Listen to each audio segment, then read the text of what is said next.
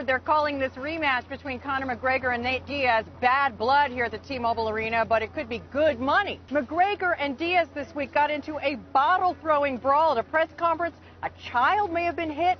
This only weeks after talent agency WME-IMG bought the UFC for a whopping $4 billion, a record-setting price for a sports franchise, which Conor McGregor takes a lot of credit for.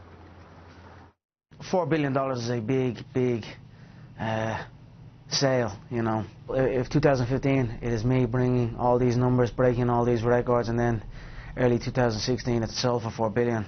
You know, you've got to understand that I had a big role in that price tag. My contract is very sweet. Have they shown their appreciation? They most certainly will. Who gives a say it? Is this the Money Channel? All right.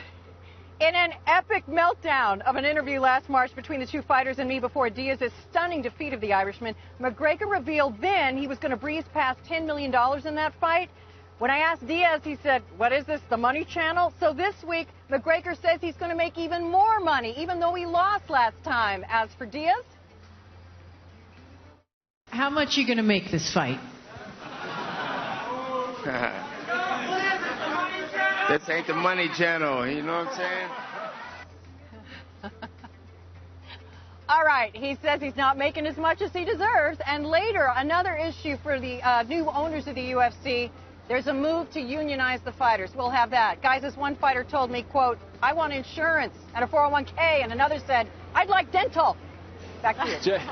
Jane, whether it's going to be 10 million or a little bit more, a little bit less, still, clearly these fighters making huge amounts of money, which is a big difference to some of the various different fighting disciplines we've seen in the Olympics. There's been some talk of some of those gold medal winners from boxing to judo to taekwondo possibly moving to UFC. Is that something you think the sport that UFC would welcome, or do they think that they are quite different from the Olympic sports? Well, UFC, you have to understand, it's a combination of all those things. So you have to be able to do more than just box or jiu-jitsu or wrestling. And while you talk about the big money at the top, there's not big money at the bottom, as in many sports. And that's why there is this push to unionize. It's a very dangerous sport that has a lot of wear and tear on the bodies of these fighters. And so they've talked about unionizing for a long time. Now that is actually gaining some momentum. We'll see what Dana White has to say about that.